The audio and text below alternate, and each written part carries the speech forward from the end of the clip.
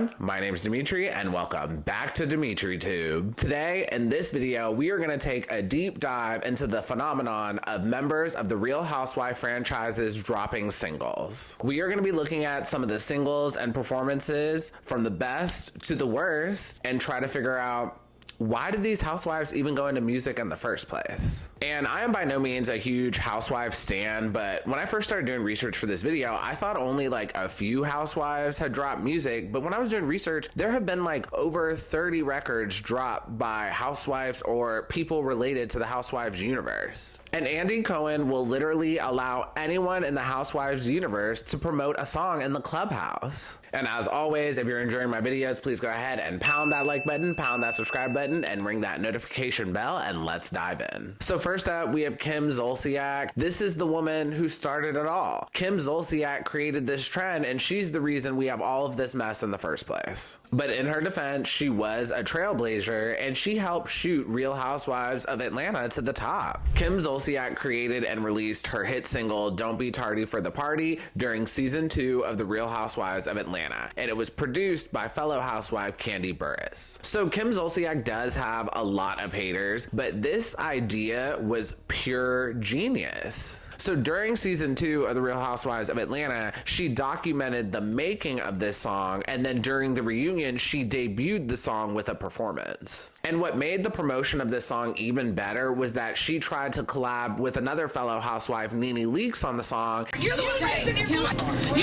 don't even go that bullshit with me, okay?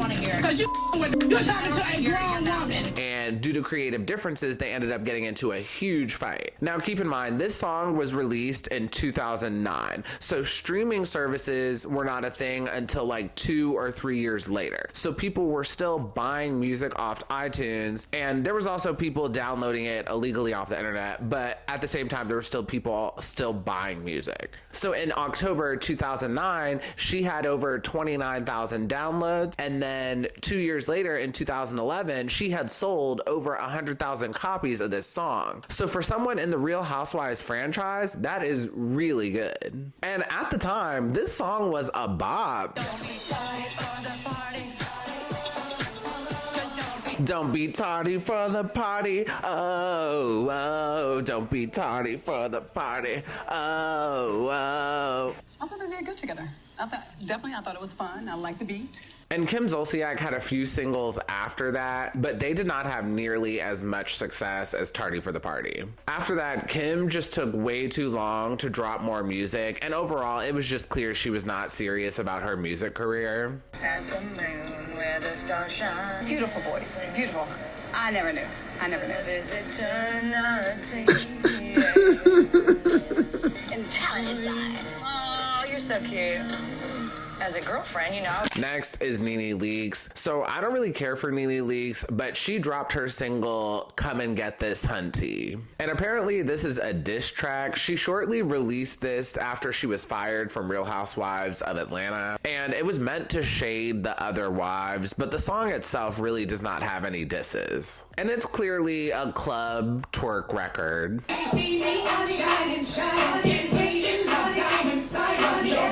And when NeNe was dropping this record, I was really praying for her downfall, but it actually was one of the best records released by a housewife. NeNe actually has rhythm and she sounds really good on the song. The only problem with the record though was that her lyrics were very corny. At one point in the song, she says, got my mink to the floor, PETA gonna be mad, but like RuPaul, I love to let it drag. Corny.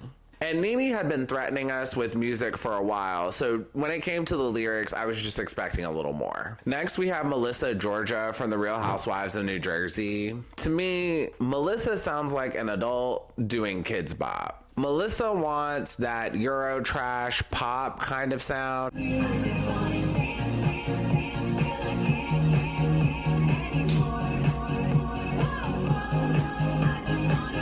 And and I'll give it to her. She looks amazing in the video, and the song is fun and lighthearted. And her music very much sounds like she was inspired by that Mel C I Turn to You record that was hot in the 90s. But to perfect that sound, you need time, dedication to your craft, and better production. And just like her husband's stand-up comedy career, her music really is not taking off. Next, if you made it this far in the video, please go ahead and pound that like button for the YouTube algorithm. Next is Kenya Moore with her hit single Gone with the Wind Fabulous. When Kenya Moore dropped this single, the world was completely shook. She took dropping singles on the Housewives to the next level, and her performance was A1.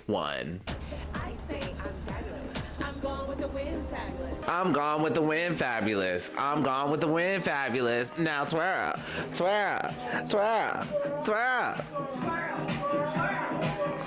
Kenya Moore dropped this single during season 5, which was peak Atlanta Housewives. And not only that, Kenya Moore was added to the cast as a housewife to stir up the pot in Atlanta, and basically all the girls hated her. And then at the end of the season, she dropped this single, and she had the girls so mad because they wanted her to flop so bad, and she didn't. When she debuted this single at the clubhouse, the outfit was fire, the hair was fire, she had backup dancers, she was fully prepared, and she served one of the best live performances from a housewife. And her dropping this song and performing in the clubhouse really solidified her position as a housewife. And overall, the song is not even very good, but it's more so the fact that she sold it and sold the performance. And I'm really not going to say anything further. You really just had to be there. It was a moment. Next is Ashley Darby from The Real Housewives of Potomac. She released her single Coffee and Love, and this song was a mess. But at least they let her perform at local news stations.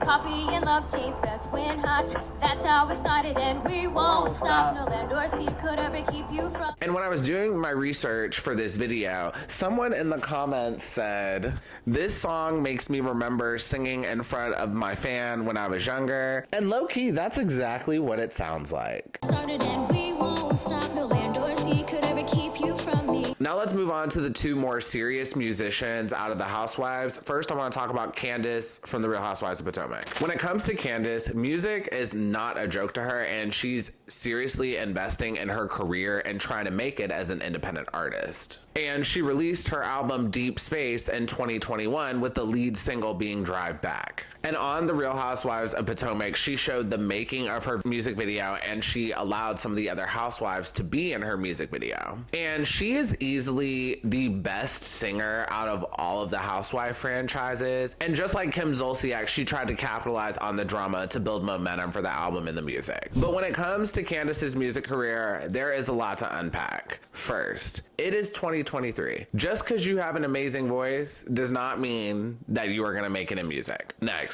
it is hard as to make it in music, and it's even tougher to make it as an independent artist. And yes, she does have a leg up from being on the Real Housewives franchise, but this franchise has a legacy of non-serious musicians, so I think being part of this franchise hinders her. It doesn't necessarily help her that much. Third, Candace used a similar formula to what Kim Zolciak did on Real Housewives of Atlanta. But there is a major problem with that. Music has changed a lot from when Kim Zolciak released her single in 2009 to when Candace released her album Deep Space in 2021. You cannot use the same formula and expect the same results. Also, in 2009, people very much still had cable and they were not streaming television quite yet. And in 2009, The Real Housewives of Atlanta had 2.5 million viewers during the premiere, whereas in 2021, The Real Housewives of Potomac only had 800,000 viewers during its premiere of season 6. Next is Kandi Burruss, the other housewife who is serious about her music career. She's a member of the girl group Escape and was a Grammy winner for her songwriting and production work. And overall, she knows what she's doing in music. For this video, we're only going to talk about the music she released as a housewife, and she released an EP and an album since being a part of the Real Housewives of Atlanta, and that was after taking a long hiatus from music and releasing a solo single in year 2000. And she released her single Fly Above during the reunion of Real Housewives of Atlanta season 2, but it was overshadowed by Kim Zolciak's performance. Like, I didn't even remember that Kandi performed. And this is just my opinion. Kandi is very talented and has a very unique voice. Unique?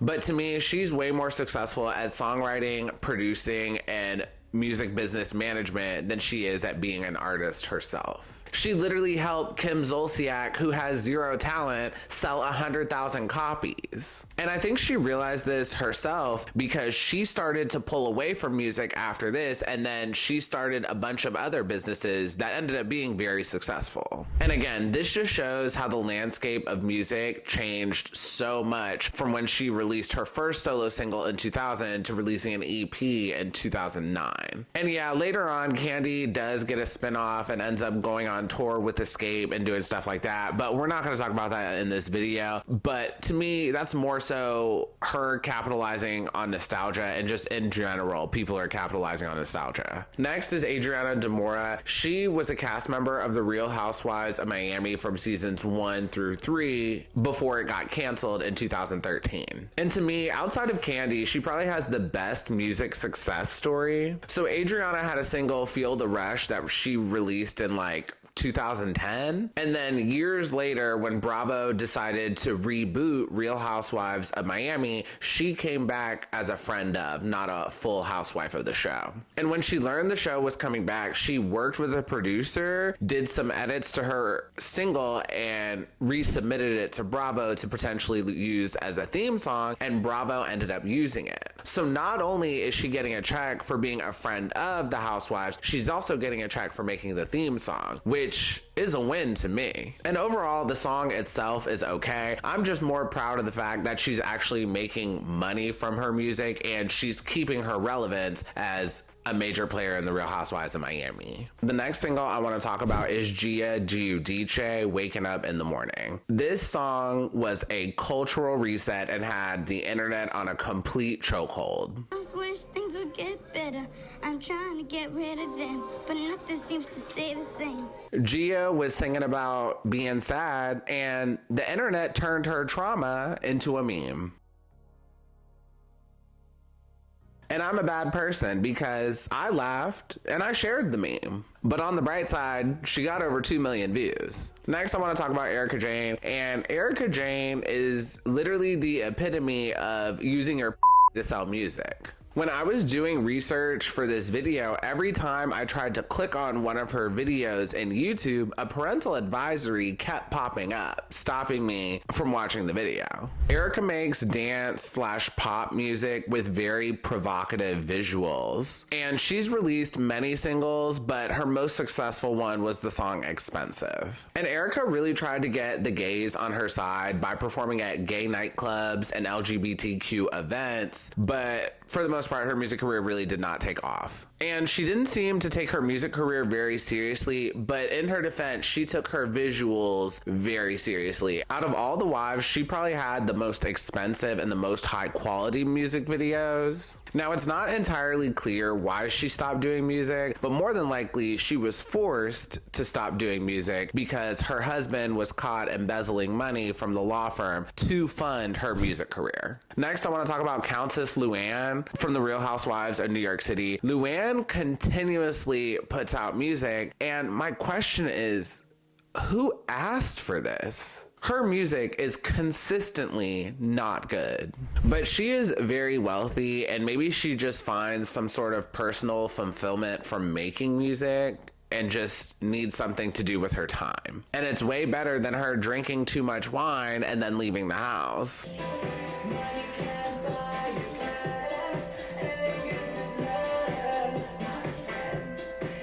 And drag me in the comments, I don't care. I actually really like this song. She's giving us no rhythm and no vocals, but overall the song is kind of catchy. And lastly, we have Drew Sidora. She is the one who inspired me to make this video on all the Housewives music. You've been out here playing games with my heart.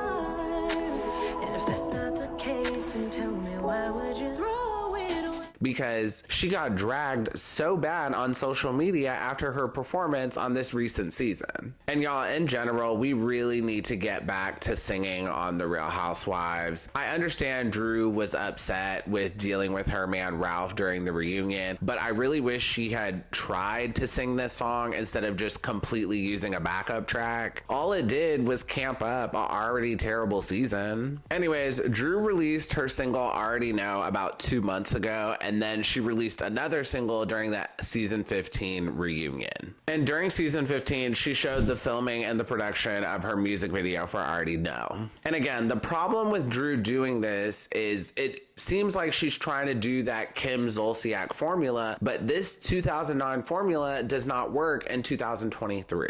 Also, season 15 of The Real Housewives of Atlanta was just so bad that now Bravo is considering firing the entire cast. That's how bad it was. And like, no shade to Drew, but she is auto-tuned the house down, and I still don't think she sounds very good. And it's wild because in 2006, she released a song as part of the soundtrack to the movie Step Up, and she was in the movie Step Up, where she did a pretty good job as an actor. And this was an amazing song. It was one of the best songs from the movie. In the song Till Dawn from the Step Up soundtrack, she had more of a natural sound, and it was way less auto-tune. I don't know what happened in the past 16 years that she's like crazy relying on auto-tune now. And overall, when it comes to these housewives using the Housewives platform to try to make it in music, I just don't think it's a good idea anymore. Like, now in 2023, you need to put all of your focus on music, and to be a housewife and do music, it's like too much. If you truly want to be an independent artist, you gotta just focus on that. So in conclusion, why do the housewives decide to go into music? It seems to be mainly boredom or the chance of more fame and more wealth. But after they realize how much work and upfront costs are required to go into music, they end up bailing. And that is all I have for you today. If you enjoyed this video, please go ahead and pound that like button, pound that subscribe button, and ring that notification bell, and I will see you all next time. Have a good one. Bye.